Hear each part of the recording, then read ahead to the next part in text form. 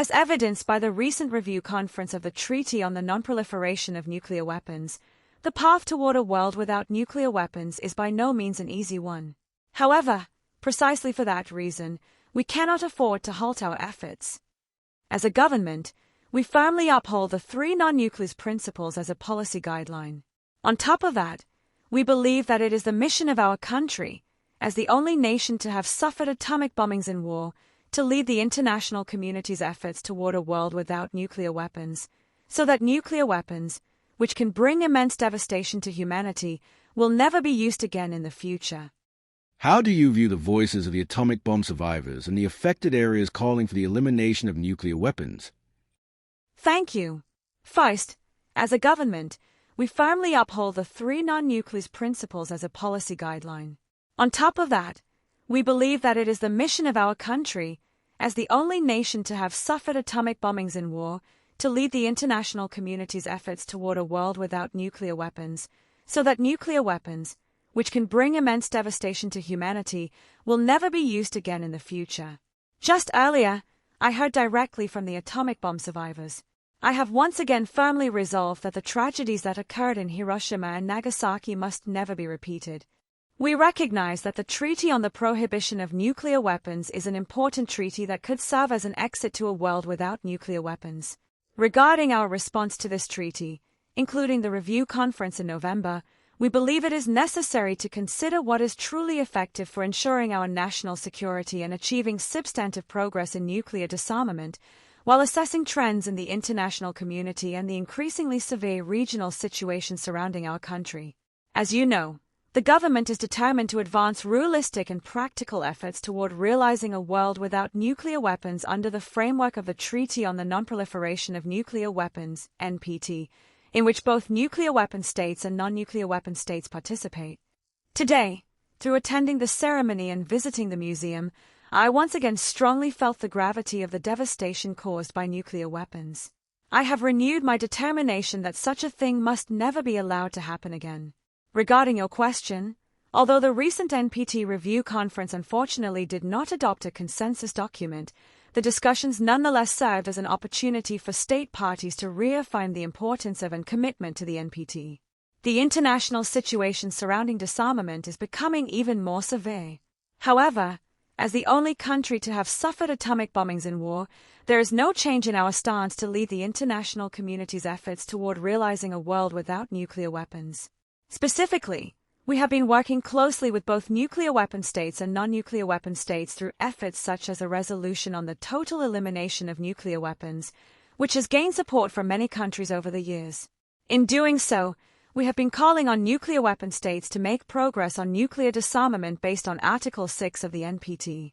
The government is determined to advance realistic and practical efforts under the NPT framework, in which both nuclear weapon states and non-nuclear weapon states participate. Furthermore, regarding the revision of the three documents, it's premature to comment on the final form of the wording as we are in the middle of work to revise the documents before year-end. So I must refrain from speculating at this stage about the specific details. That said, there is no change in viewing the three non-nuclear principles as our policy course. Prime Minister Sanae Takaichi attended this year's Hiroshima ceremony for the very first time since taking office as premier. Interestingly, in her speech, Takaichi notably avoided directly pledging to maintain Japan's long-standing three non-nuclear principles. Japan steadfastly upholds the three non-nuclear principles and, as the only country to have suffered atomic bombings in war, bears the mission of tirelessly pursuing the realization of a world without nuclear weapons. The global security environment is currently becoming increasingly severe. As evidenced by the recent review conference of the Treaty on the Non-Proliferation of Nuclear Weapons, the path toward a world without nuclear weapons is by no means an easy one. However, precisely for that reason, we cannot afford to halt our efforts. These carefully worded remarks sparked fresh questions over how Japan's defense and nuclear posture may be quietly evolving.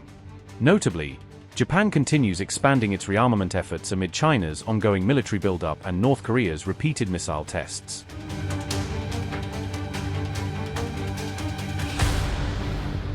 Japan has successfully fired a US-made Tomahawk cruise missile from one of its warships for the very first time in a landmark military test. The Japan Maritime Self-Defense Force destroyer Chokai carried out the live fire test in the Pacific Ocean with operational support from the United States on July 29. The successful launch marks a major milestone in Japan's efforts to build a credible long-range standoff strike capability against potential regional threats. Japan has now become only the third country outside the United States to successfully fire a Tomahawk cruise missile from a surface warship. The Tomahawk missile will give Japan the capability to strike targets nearly 1,000 miles away with high precision if required during a conflict. Japan says the acquisition of these missiles is intended to strengthen deterrence while remaining consistent with its defense-oriented national security policy. Japan's Defense Ministry statement read, and I quote, "This live-fire test demonstrates steady progress in the Tomahawk project, and the Ministry of Defense will continue to work towards the early establishment of standoff defense capabilities," unquote. Tokyo is purchasing up to 400 Tomahawk cruise missiles from the United States under a deal estimated to be worth around $1 billion. Both the Block 4 and the newer Block V variants of the Tomahawk missile will become part of Japan's expanding long-range strike arsenal. The Tomahawk missiles are expected to serve as an interim capability until Japan's own indigenous long-range weapons become fully operational. The US Navy helped modernize the destroyer, train its crew, and support the missile's first successful live-fire test in the Pacific.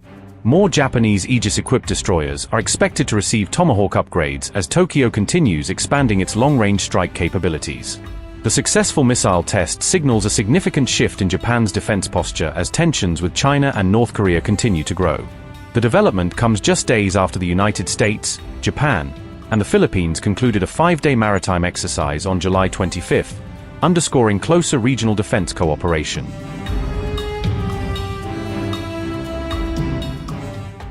Amid rising tensions between China and Taiwan, the United States and its Asian allies have just wrapped up a massive set of joint drills in the South China Sea, underscoring their shared concerns about Beijing's behavior.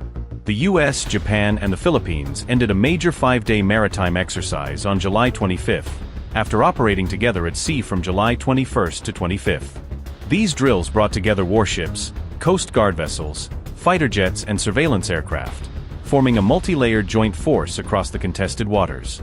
The Philippine military said the exercises were focused on improving allied interoperability, ensuring the three forces can operate seamlessly in any future crisis. The drills mark the latest expansion of trilateral security cooperation in the region, part of a broader pattern of increasingly frequent and complex joint activities. We extend our sincere appreciation for the successful conduct of today's 17th Multilateral Mutual Cooperative Activity. Your teamwork, precision, and cooperation greatly contributed to the success of our engagement. It was an honor to train alongside you. We look forward to more opportunities to sail and train together as nations striving for the rule of law and freedom of navigation. We hope you enjoyed your stay in the Philippines. Until we meet again, fair winds and following seas. Onwards!